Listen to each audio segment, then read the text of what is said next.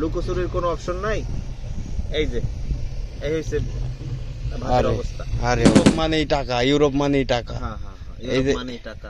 এই যে ভিডিও বানাবো একটা ভাইকে সারপ্রাইজ ভিডিও, কিন্তু নিজে সারপ্রাইজ হয়ে গেলাম। সকালে ভাই এভাবে খাওয়া হয় না। আমরা আজকে আসছি আমি রনি ভাইয়ের কাছে, অনেকদিন ছিলাম না। ওর প্রজেক্টে, অন্য প্রজেক্টে কাজ করছিলাম। আজকে রনি ভাইয়ের প্রজেক্টে আসছি, দেখতেছি রনি ভাই কি করে। ওকে না জানায় আসছি আর কি,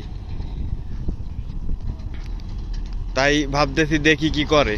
আসসালামু আলাইকুম বন্ধুরা, আমি মাহফুজ বিশ্বাস সার্বিয়ার থেকে।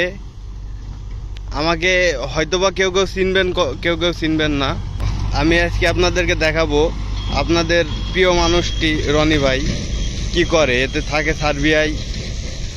আপনারা তো সবাই জানেন ও এখন কি কাজ করতেছে, আমি এই জিনিসটা দেখাবো।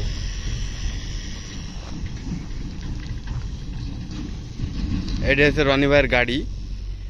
রনি ভাই গাড়ির ভিতরেই আছে। আমি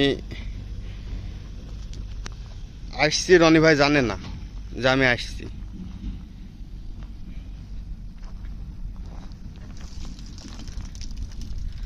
আসসালামু আলাইকুম ভাইজান। ওয়ালাইকুম সালাম। কি ভিডিও করো? ছোট্ট একটা ভিডিও করে। আপনি কি করেন?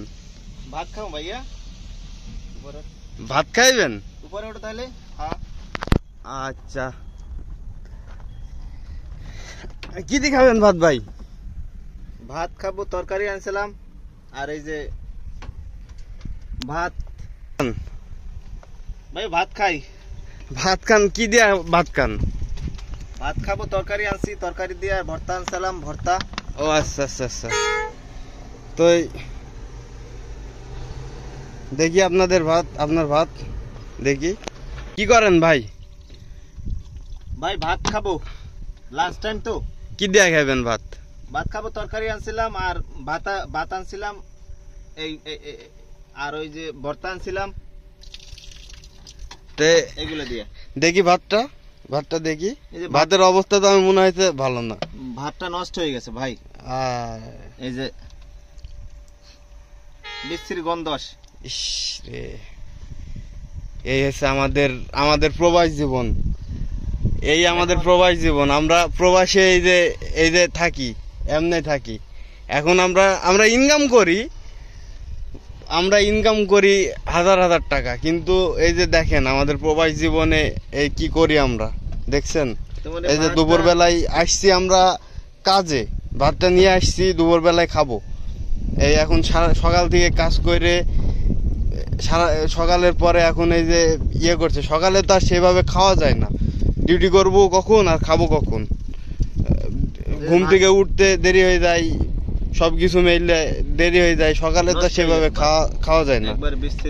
এখন আসছি খাওয়ার জন্য, ভাত খুইলে যদি দেখা যায় এই অবস্থা, তাহলে এই আমাদের প্রবাস জীবন। এই যে আমরা প্রবাসী এমন আছি, দেখেন। এটাও নষ্ট হয়ে গেছে। কিসের তরকারি ছিল ভাই এটা? এটা ছিল মাছ, বেগুন, আলু, ধনিয়া পাতা, আমাদের ক্ষেতের ধনিয়া পাতা। আচ্ছা, আমাদের ক্ষেতের ধনিয়া পাতা। এখন এটাও একবার গন্ধ হয়ে গেছে, এটাও গন্ধ হয়ে গেছে। কি করবেন এখন? এখন যেহেতু আমরা পাহাড়ের উপরে আছি, আশেপাশে কোনো দোকানপাট নাই, আর এখন ওইভাবে সেই দোকানপাটে যাওয়াও সম্ভব না। এগুলো খাওয়া ছাড়া আর কোনো উপায় নাই।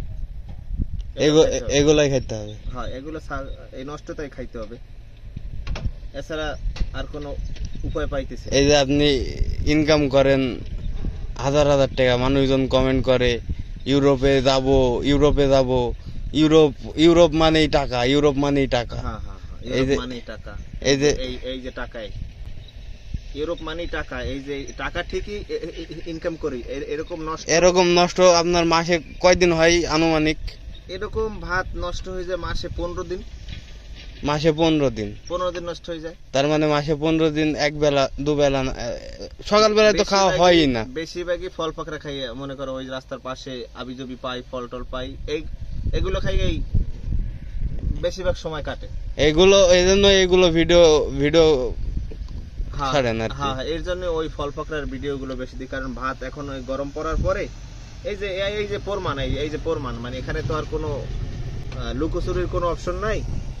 এই যে এই হচ্ছে ভাতের আরে অবস্থা। আরে অবস্থা। তাই তবে দুপুরের ভাতটা আমাদের জন্য মানে আর কি বলে, মানে আমাদের জন্য না, আমরা শুধু ভাত খাইতে পারি, রাত্রে একবেলা ভাত খাইতে পারি।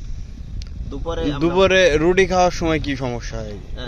রুটি খাইলে এই গরমের ভিতরে একটা অধৈর্য লাগে, এই জন্য রুটিটা খাওয়া হয় না, খুব কম হয়। কিন্তু ভাতের, আমরা তো বাঙালি, আমরা বাঙালি, ভাতের স্বাদ তো আমরা ইতে পাবো না। আসলাম মনে করলাম যে সারপ্রাইজ হব, সারপ্রাইজ দেব, নিজেই সারপ্রাইজ হয়ে গেলাম ভাই। না, এখন নষ্ট হয়ে গেলে তো আর কিছু করার নাই ভাই। তবে যেভাবে নষ্ট হয়েছে এটা খাওয়া সম্ভব না। আমি ভাবছিলাম যে দেখি, আপনি তো এসে দেখছেন আমি ভাত ধুই। আমি তো দেখতেছি, ভাবছিলাম যে ভিডিও বানাবো একটা, ভাইকে সারপ্রাইজ ভিডিও, কিন্তু নিজে সারপ্রাইজ হয়ে গেলাম এই ভিডিওতে। এখন ওই ভাত ধুইতে ধুইতে কিন্তু ভাত কমে গেছে, তারপরও যে গন্ধটা আসে, এই গন্ধটা এখনো যায় না, এই গন্ধটা এখনো আছে। তাহলে এই ভাত আর খাওয়া হইতেছে না। তবে এরকমেরই যায়, প্রায় সময় এরকমেরই নষ্ট হয়ে যায়, কিছু করার নাই ভাই, এই হচ্ছে অবস্থা। তো এইটা নিয়ে আমি একটা ভিডিও বানাইছিলাম যে ভাই প্রবাসে আসলে শুধু টাকা আর টাকা। তো এটা নিয়ে আমাকে অনেক মানুষে উল্টোপাল্টা কমেন্টও করছিল যে তাহলে আপনি কিসের জন্য গেছেন, আপনি তো ভালো শান্তিতে আছেন, ভালো টাকা পয়সা কামাইতেছেন, তাহলে আপনি এই ধরনের কথা বলেন কেন? এই যে তার প্রমাণ, এটা তার প্রমাণ, টাকা ঠিকই কামাইতেছি। আর আপনারা ওই বাংলাদেশে বইয়ে আনাচে কানাচে বসে অনেকেই ভাবতে আছেন মনে হয় আমি কোটি কোটি টাকা কামাই। আসলে ওরকম কিছু না ভাই, অনেক কিছু ভাই আসলে আমরা ভাবা যায়। পুরুষ মানুষ, তাদেরও দোষ দেব না, তারা পুরুষ মানুষ, তারা ইনকাম বাংলাদেশে কম বেশি যাই হোক করে, তারা মনে করতেছে এমন, কিন্তু আল্লাহ তাদের যদি কোনোদিন আনাই, তাহলে দোয়া করি তারা আসুক, আইসে ভালো থাক। তারা যদি আইসে ভালো থাকুক, আর এরকম ভিডিও বানাই, দেখাক যে আলহামদুলিল্লাহ ভালো আছি। আমার বাংলাদেশে একটা ভাই ভালো থাকলে এটা তো আমার আরো ভালো গর্ব। লাগবে, আমার গর্ব। আর না বুঝা যদি মনে করে আমরা মানুষের খারাপ চাইতেছি, তাহলে এত কিছু করার দরকার ছিল না, এত ফেসবুক চালানো, এত পেজ চালানো, এত ইউটিউব চালানো, এত কিছু করার দরকার ছিল না। তবে আজকে সকালেও কিছু খাই নাই, তবে আশা করছি মনে হয় ভাতটা ভালো আছে। সকালে ভাই এভাবে খাওয়া হয় না, আমরা সকালবেলায় ঘুম থেকে উঠতে ডিউটি 6টার সময় বেরোতে হয়, ডিউটিতে 7টার সময় ডিউটি শুরু করা লাগে, তার মানে